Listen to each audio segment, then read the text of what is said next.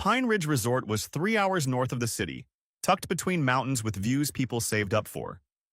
The kind of place you book months in advance and split 5 ways to make it affordable. I paid $960 for my share back in November. My Honda Civic pulled into the parking lot late Friday afternoon, and I could already see my parents unloading their Lexus near the entrance. My brother Derek stood by his F-150, laughing with our mom about something. I raised my hand through the windshield. Nobody waved back. Standard operating procedure for the past 7 years, if anyone was counting. I grabbed my duffel from the back seat and walked toward the lobby entrance, watching through the glass doors as they all disappeared into an elevator with their luggage. Didn't wait for me. Didn't look back to check if I was coming. The front desk agent smiled when I approached, professional and polite, scanning the confirmation email I pulled up on my phone. Then her expression shifted. Not rude, not apologetic, just confused in that way people get when the computer says something different than expected. She scanned it again. "I'm sorry, sir, but this reservation shows as canceled." The words hit different than they should have. "That's not possible. I paid 2 months ago." She tilted the monitor toward me slightly, pointing at a line highlighted in red near the bottom of the screen. "The primary account holder removed you from the booking. Wednesday at 3:47 p.m. My stomach didn't drop from the money. It dropped from the realization. I turned and looked back through the glass doors toward where the elevator had been. They were already upstairs, unpacking, settling into a suite I'd helped pay for. My phone buzzed in my hand. Text from Derek, my brother. "Nothing new for you, Jake. Always the odd one out. Enjoy the drive home." I stared at the screen and read it twice to make sure the words were actually there. The agent shifted her weight from one foot to the other, clearly uncomfortable with whatever family drama she'd just walked into. "Would you like me to check availability for a single room?" I didn't answer her question, just typed 3 words into my phone. "Enjoy your stay." Sent it. Turned around without another word and walked back to my car. Sat in the driver's seat for a solid minute without starting the engine, then reached into the back seat and pulled out my laptop. 7 years ago, my parents needed money for a down payment on their house. $72,000 they didn't have, but needed to close escrow. I was 24, fresh into my first real job as a financial analyst, and I'd saved almost everything I earned for 2 years. I gave them the full amount. Got 20% ownership in return, legally documented and notarized with my name on the deed filed at the county recorder's office. That same year, I also set up all their autopay accounts to help them manage bills. Mortgage escrow, utilities, electric, gas, water, internet, Netflix, Spotify, car insurance, all running through my credit card as the primary account manager. Made things easier for them, they said. The family emergency fund sat in a shared savings account with $38,000 in it. I'd deposited $31,000 over the years from bonuses and tax returns. They put in $7,000 total. Then there were the loans I gave out. $8,000 for Derek's DUI lawyer 3 years ago. $5,000 for Dad's truck transmission 2 years back. $8,000 for Mom's dental implants last year. $21,000 total, never repaid. Always the same promise. "We'll get you back next month, we're just tight right now." Next month never arrived. But the midnight phone calls did, asking for help with bills they couldn't cover, asking for money they didn't want to admit they needed, asking me to fix problems quietly so nobody else in the family had to know they were struggling financially. I was the foundation they built their stability on, the safety net they never acknowledged, the backup plan they only remembered when something went wrong. Last birthday, not one of them sent a text.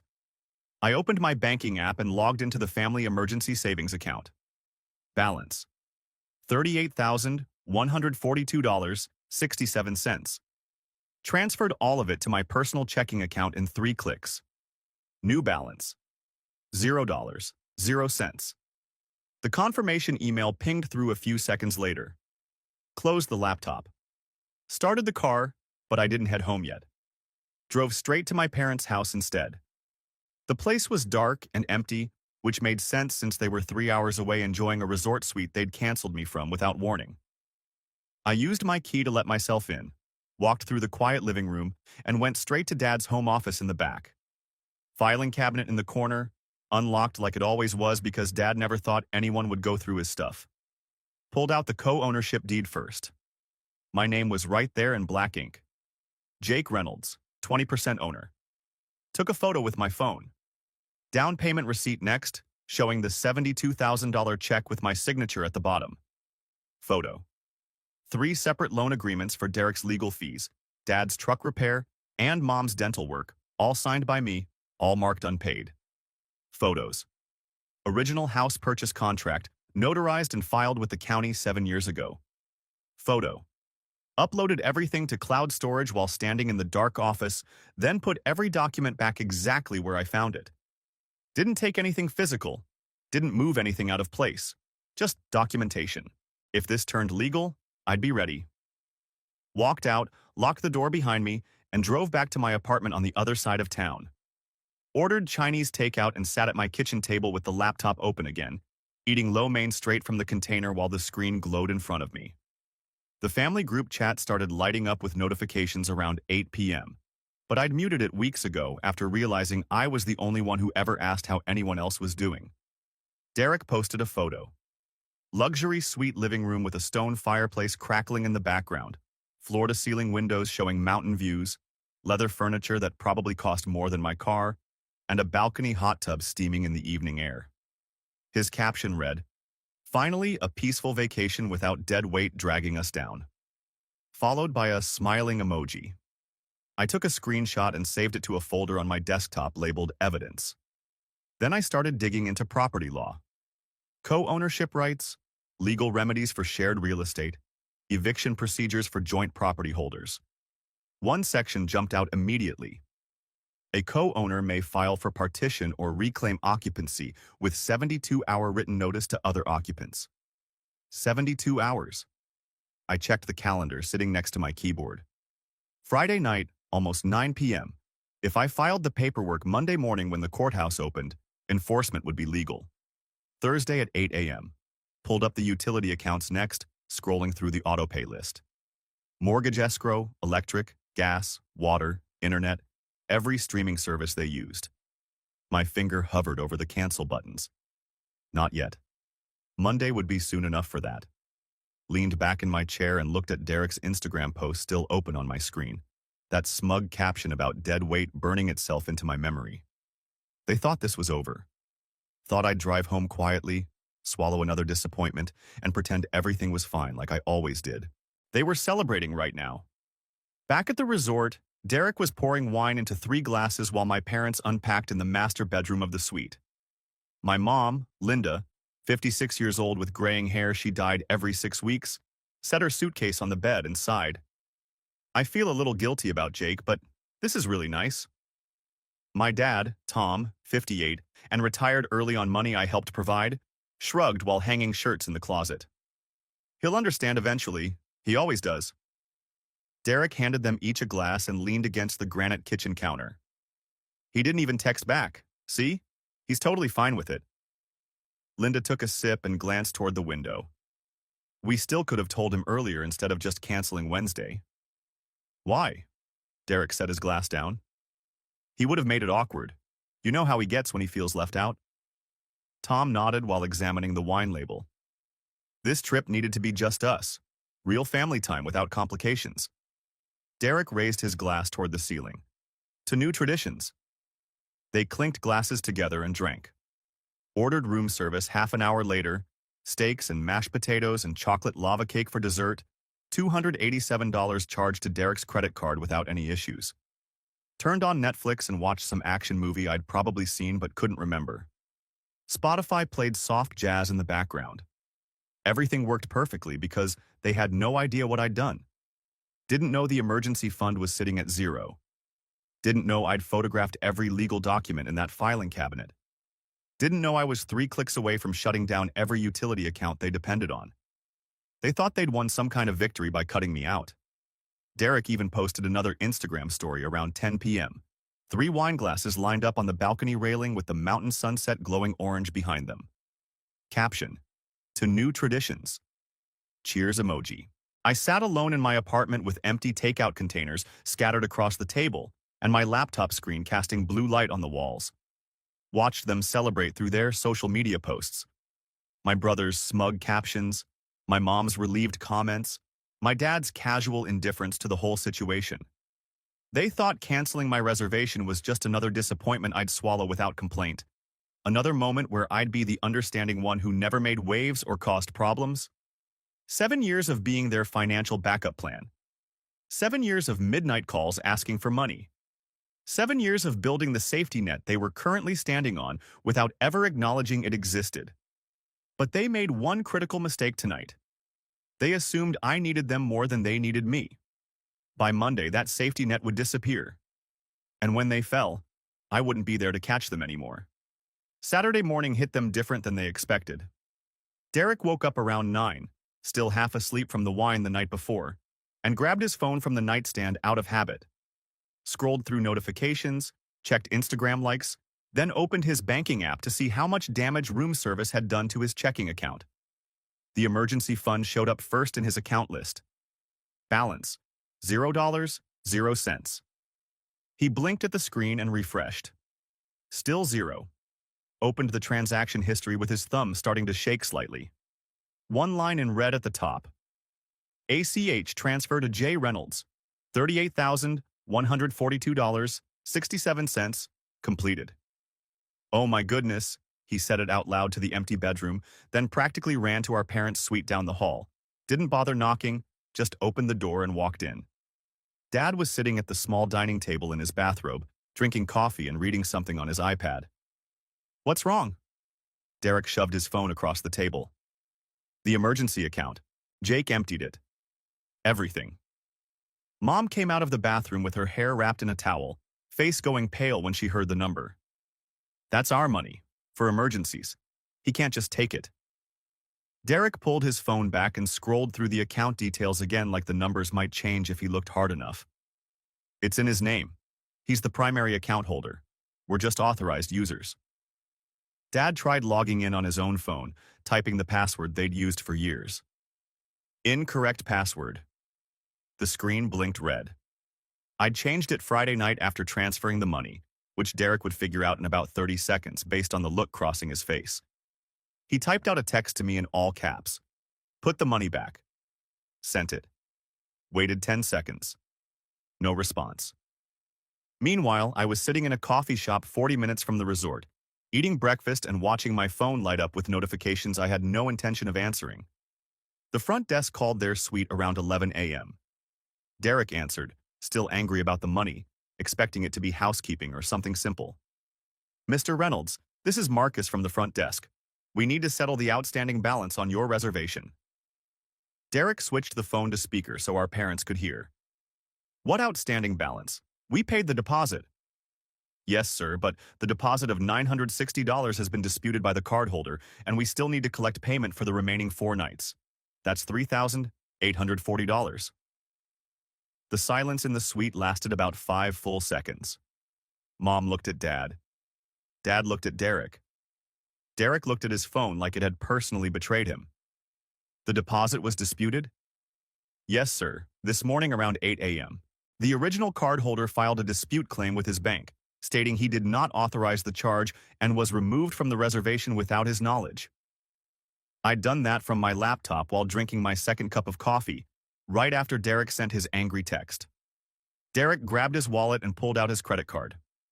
Fine, put the rest on this. Marcus ran the card. I'm sorry, sir, this card was declined. Because Derek had maxed it out 6 months ago and never paid it down, something I knew from the one time he'd asked to borrow money to make the minimum payment. Dad handed over his card next, the one he used for everything. Try this, Marcus ran it. Also declined, sir. Because I'd removed myself as a joint account holder Friday night, which dropped Dad's credit limit to almost nothing since my income was what qualified them for the higher limit in the first place. Mom dug through her purse and found her card, the one connected to her retirement savings account that she only used for emergencies. This one should work. It did. Marcus processed the payment, professional but clearly uncomfortable with how awkward this conversation had become. Thank you, Mrs. Reynolds. Your balance is settled. We don't normally have payment issues with guests in this suite class, so I appreciate your understanding.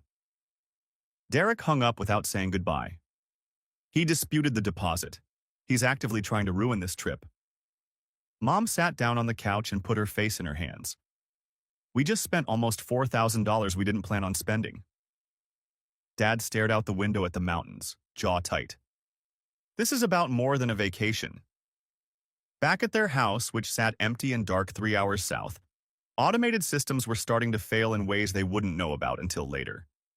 The smart thermostat tried to process the monthly autopay for the premium subscription that let them control it remotely. Autopay declined. Service suspended. Switched to basic mode, which meant no remote access and no automated temperature adjustments. The internet router blinked red in the corner of the living room, trying to authenticate a payment that no longer existed. Security system sent an alert to Mom's email. Payment method failed. System will deactivate in 72 hours. Garage door opener, the fancy kind with the subscription service for smartphone control, timed out after the monthly charge bounced. Subscription expired. Opener defaulted to manual mode only. Their neighbor Sarah, a retired teacher who lived next door and watered their plants when they traveled, noticed the garage door hanging halfway open around noon on Saturday. Sent a text to Mom. Your garage has been open since last night. Is everything okay? Mom saw it an hour later and panicked. Someone needs to go close the garage. What if someone breaks in? Derek shook his head from where he was sitting at the kitchen counter, still staring at his phone. I'm not driving 3 hours. We're here until Wednesday. Dad set his coffee cup down harder than necessary. Call Jake. He still has a key. After what he did? No way. Mom looked between them, then grabbed her phone and tried calling me herself. Straight to voicemail. She didn't leave a message. Sunday morning, I drove back to the resort. Arrived around 10 a.m., parked in the visitor section, and walked into the lobby wearing jeans and a North Face jacket with my backpack slung over one shoulder. Casual, but put together. Derek was coming down the main staircase when he saw me, probably heading to get more coffee from the breakfast area. He stopped halfway down. What are you doing here? I walked toward the front desk without looking at him. Collecting something I left behind. He followed me across the lobby, voice getting louder. You were never checked in. You don't have anything here. Ignored him. Walked straight to the same front desk agent from Friday, a different woman this time, younger, with her name tag reading Ashley. Hi, I need to access Suite 304. I'm a co-payer on the reservation and I left personal belongings there. Derek stepped up next to me. There's nothing of yours in our suite. Pulled out a printed receipt from my jacket pocket, the confirmation email from November with my credit card charge highlighted. I paid $960 as a deposit. That makes me entitled to access. Ashley looked uncomfortable, glancing between us like she was trying to figure out if this was about to become a scene. Sirs, I'd rather not get involved in... The manager from Friday, the one who'd checked me in initially before the cancellation, walked over from his office. What's the issue here?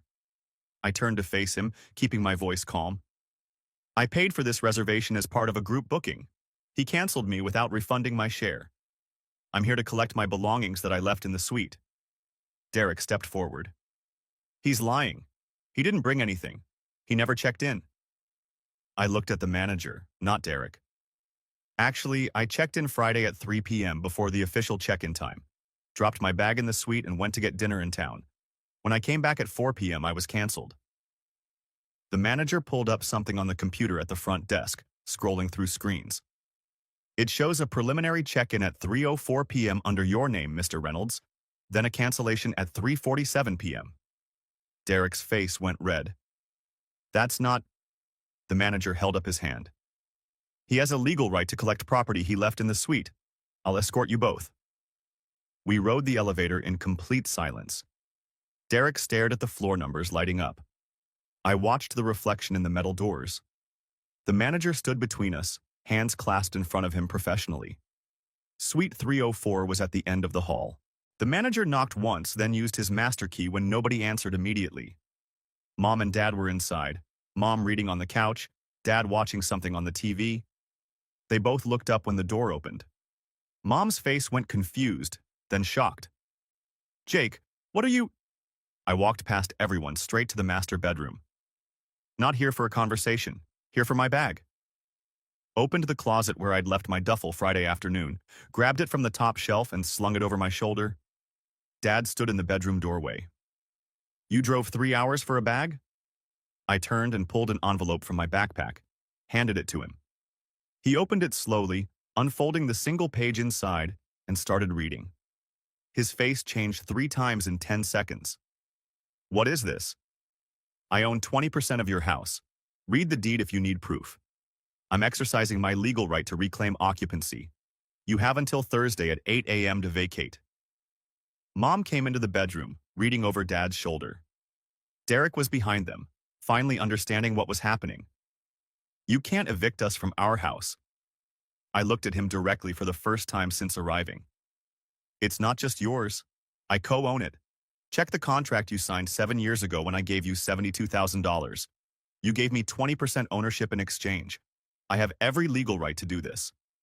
Mom's voice went high and thin. "This is insane. You're doing this because we didn't invite you on a vacation?" "No. I'm doing this because you've treated me like an ATM for 7 years and then threw me away the second it was convenient." Dad held up the paper, hand shaking slightly. "We can fight this in court." "You can try, but I have the deed, the down payment receipt, and a notarized contract all filed with the county. Good luck." I walked out of the bedroom, through the suite, and out into the hallway. Derek followed me to the elevator, practically jogging to keep up. "This is petty." I pressed the down button and waited for the doors to open. "No, petty is texting, 'Nothing new for you,' while I'm standing in a lobby with a canceled reservation. This is consequences." The elevator arrived, stepped inside. Derek stood in the hallway staring at me while the doors closed between us. An hour later, back in their suite, Mom was crying on the couch while Dad paced near the window with his phone pressed to his ear. He'd called Richard, a family friend who practiced real estate law, explained the situation in clipped sentences that kept getting interrupted by questions. "If he's on the deed as a co-owner and gave you written notice, he has legal standing. You'd need to buy him out or negotiate some kind of agreement." Dad stopped pacing. "How much would a buyout cost?" "His 20% ownership is worth about $70,000 at current market value, maybe more if he argues appreciation." "We don't have $70,000. He took our savings." "That was legally his money if his name was on the account as primary holder." Derek grabbed the phone. "So we just let him kick us out? There's nothing we can do?" Richard's voice came through the speaker, tired and professional. "You can contest it in court, but that process takes months and costs money you don't have. In the meantime, if he gets a court order, you'll have to vacate by Thursday." Mom looked up from the couch, mascara running down her face. "We have nowhere to go. Derek's apartment is too small. We can't afford a hotel long-term."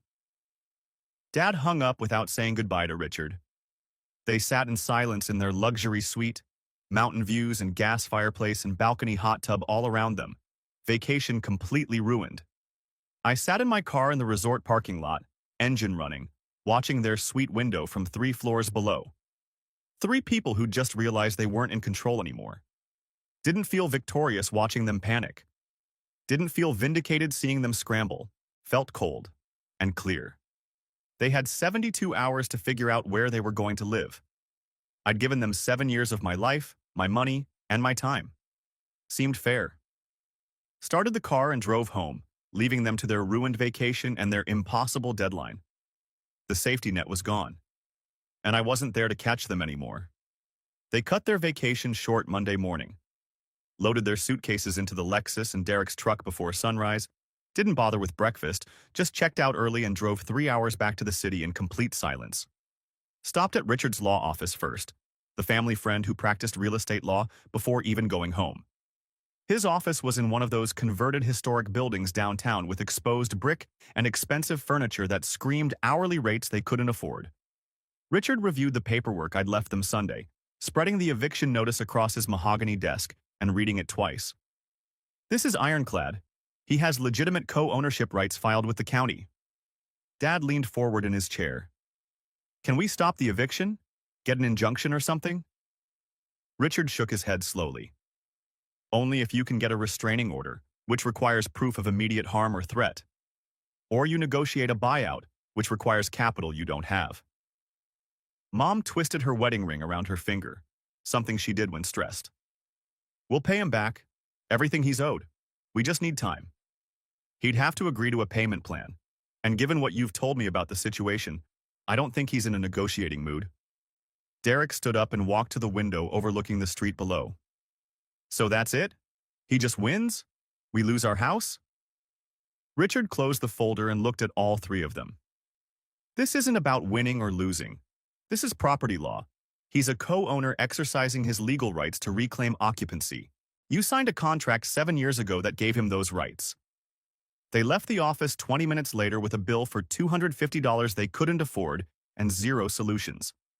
Arrived home around 6 p.m. Monday evening, exhausted and desperate. The garage door wouldn't open when Dad pressed the button on the visor. Battery must be drained. Derek tried his remote. Nothing.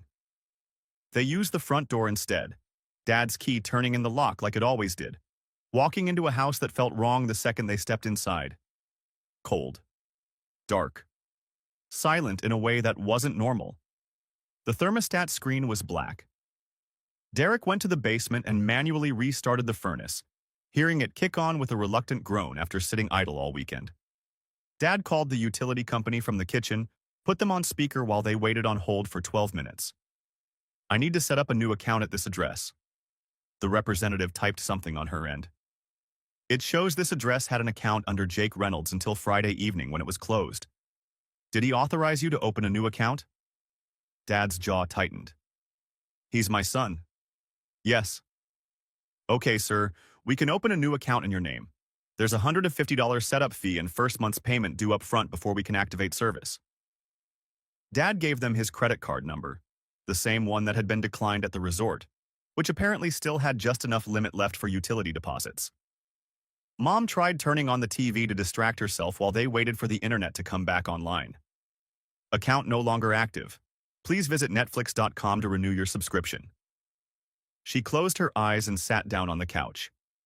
He canceled everything, all of it. Derek slammed a cabinet in the kitchen hard enough that the dishes rattled. This is psychotic? Who does this to their own family? Dad looked at him from across the room, voice flat and tired. No, this is what happens when you push someone too far for too long. They spent Monday night in a cold house with no internet, eating takeout by lamplight because half the light switches weren't working right after the power interruption. Tuesday passed in a blur of phone calls and rejected apartment applications. Wednesday morning arrived with 48 hours gone and nowhere to go.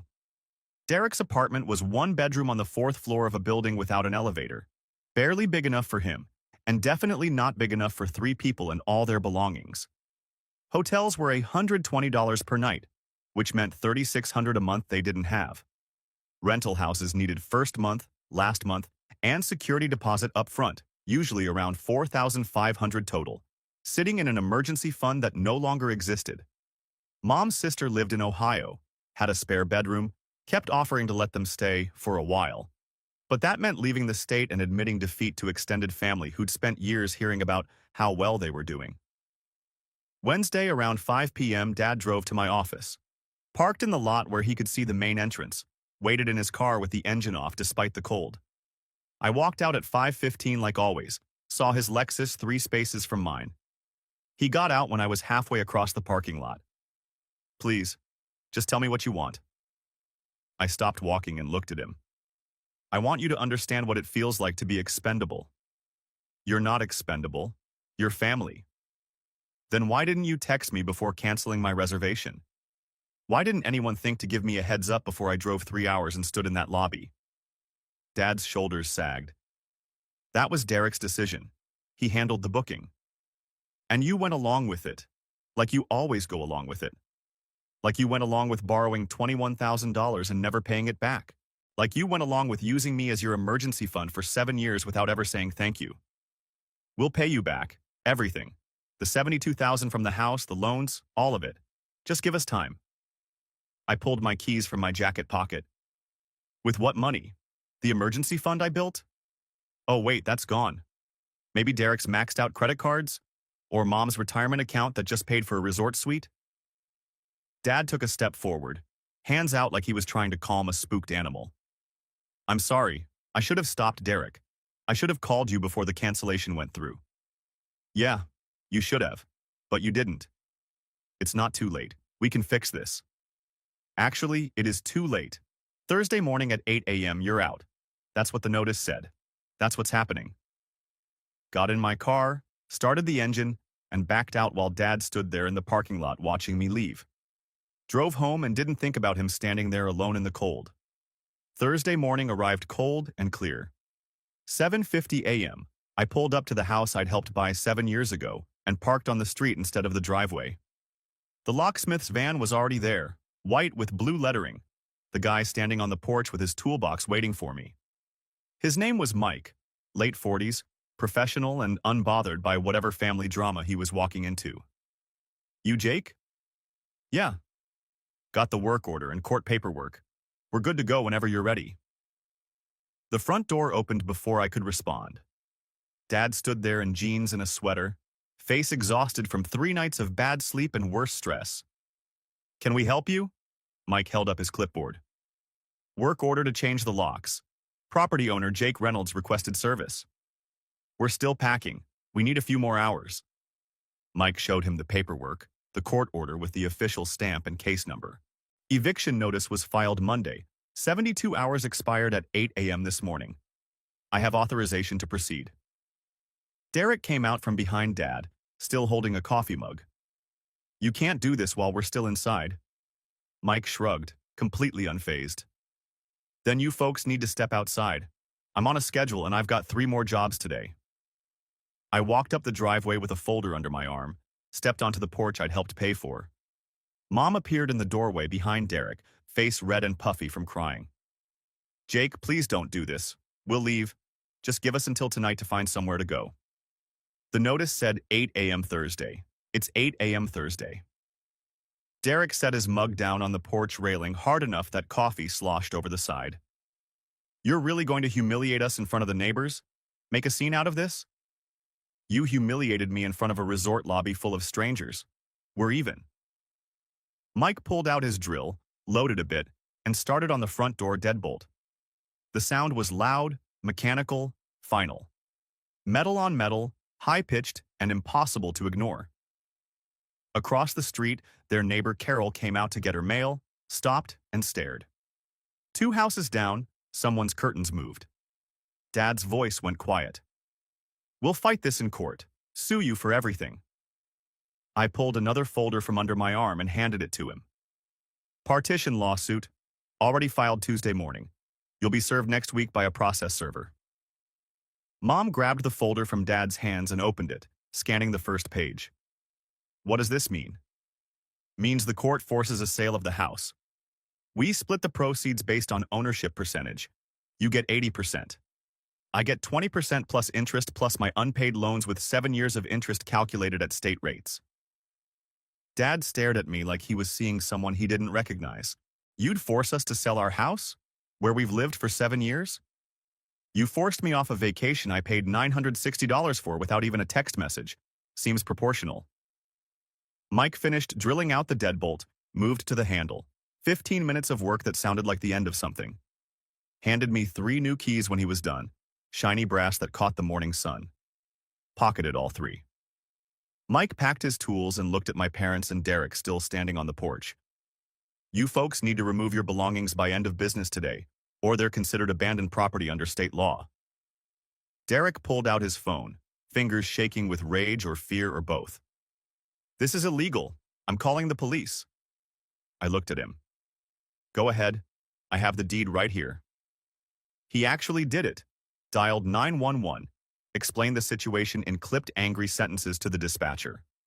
A patrol car pulled up 10 minutes later, officer in his 40s getting out slowly like he already knew this was going to be a waste of time.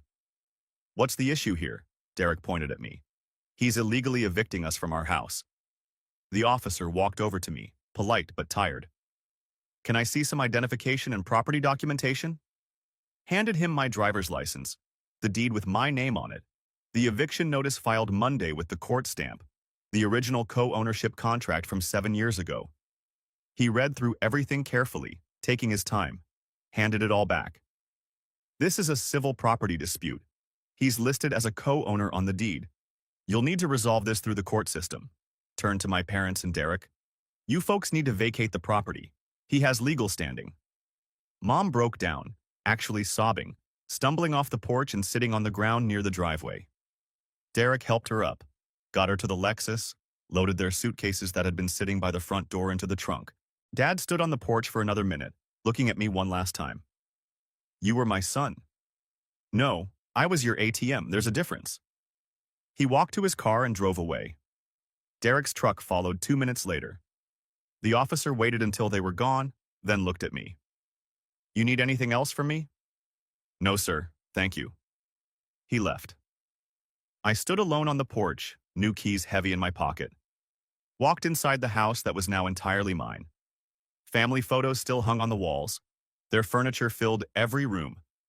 The kitchen smelled like the coffee Derek had been drinking. But it was quiet. No phone calls asking for money at midnight. No last-minute cancellations of plans I'd already committed to. No one treating me like furniture that only mattered when they needed to lean on something.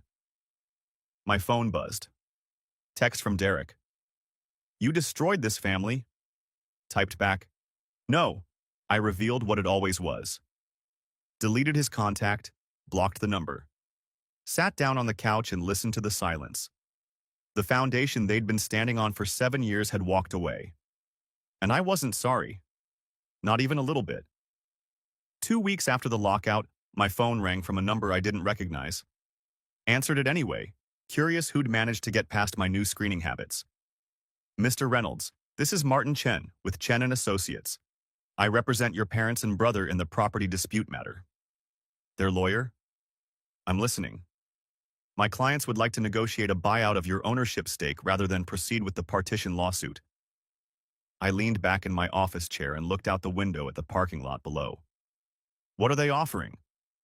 They're prepared to offer $55,000 for your 20% stake in the property. Did the math in my head automatically, financial analyst training kicking in? The house is worth $360,000 according to the county assessor. 20% is $72,000, plus $21,000 in unpaid loans over 7 years with state interest rates. Total comes to $93,000. Martin paused, probably looking at notes his clients had given him. They don't have that kind of liquidity available right now. Then they can refinance the mortgage and pull equity. Or we proceed with the partition lawsuit and force a court-ordered sale. Either way works for me. Mr. Reynolds, forcing a sale benefits no one. Legal fees alone would eat up. It benefits me. I get my share either way. They're the ones scrambling for housing while living in a hotel they can't afford. Silence on the other end for 3 seconds. Let me discuss this with my clients and get back to you. You have until Friday. After that, the offer goes up by $500 per day for making me wait. Hung up before he could respond. 3 days passed without hearing from Martin. Then my phone buzzed with a text from an unfamiliar number, area code from 2 counties over. We need more time. Dad had to take out a personal loan just to cover the hotel bill. Can you give us 60 days? Derek, texting from a new number after I'd blocked his old one. Deleted it without responding. Next day, another unknown number. Please, Jake, we're staying in a motel off the highway. Just give us 6 months to get back on our feet. Mom, texting from her sister's phone based on the Ohio area code. Typed back, you gave me 6 minutes of notice before boarding that resort. I'm giving you 6 weeks to figure it out. That's more than fair. Blocked the number. Week later, Dad showed up at my office parking lot again. Same spot as before, same Lexus that looked like it needed a wash, same desperate energy radiating off him when I walked out at 5:15. We'll pay you, $70,000. We got approved for a refinance. Stopped next to my car, keys already in my hand. $72,000 plus the $21,000 in loans. 93 total. Non-negotiable. We can't get approved for that much with our credit scores after missing payments. The bank said 70 is the max. That's not my problem. You had 7 years to pay me back before any of this started. He stepped closer, desperation making him bold. So that's it? You're really going to force us to sell the house? Make us homeless? If that's what it takes to get what I'm legally owed. Yes. Got in my car, started the engine, and backed out while he stood there watching. Didn't look in the rearview mirror. Month later, I took a week off work. Booked the same resort, same suite 304, same dates as the original trip that got canceled. Drove up Friday afternoon with my duffel in the passenger seat, music playing. No stress about who was meeting me there or who might cancel at the last minute. The front desk agent smiled when I walked in. "Welcome back, Mr. Reynolds. We've upgraded you to the premium balcony view at no additional charge." The manager appeared from the back office, same guy who'd escorted me upstairs to collect my bag. "Good to see you again. I hope this stay is more enjoyable than the last one." "Already is." Suite 304 looked exactly like it did in Derek's Instagram photos from that first night. Stone fireplace, floor-to-ceiling windows, leather furniture, balcony hot tub steaming in the mountain air. Unpacked slowly, took my time, opened a beer, and sat on the balcony watching the sunset turn the mountains orange and purple. Pulled out my phone and opened Instagram. Changed my account from private to public. Took a photo of the view, hot tub in the foreground, mountains in the background, beer bottle on the railing. Caption: "Sometimes you have to cancel the wrong people to confirm the right reservations." Posted it. Didn't tag anyone, didn't need to. 2 hours later, my phone buzzed with a notification. Derek's best friend Marcus had liked the post. Then his girlfriend's roommate. Then 3 people from Derek's gym. Word traveled fast in small social circles. Over the next week, I posted casually. Day 2, breakfast on the balcony with coffee and pastries from the resort restaurant. No one to split the bill with. Day 3, hiking trail selfie with mountain peaks behind me. Peaceful when no one cancels your plans. Day 4, dinner table with a steak and wine. Table for one, just how I like it. Passive-aggressive? Probably. Effective? Absolutely. Derek's girlfriend Sarah, who I'd met twice at family dinners years ago, apparently saw the posts. Texted Derek according to a mutual friend who told me the story later. "Why is your brother posting cryptic stuff about you guys?" Derek tried playing it off as complicated family drama, nothing serious. Sarah did what any curious girlfriend would do and asked around, talked to mutual friends, heard about the resort cancellation and the eviction and the lawsuit. Confronted Derek 3 days later. "You evicted your parents? Over a vacation?" "He evicted us. It's his fault for overreacting." "You canceled his trip without telling him?" I saw the text screenshot. "Nothing new for you?" "Who showed you that?" "Doesn't matter. That's cruel, Derek. That's not the person you told me you were."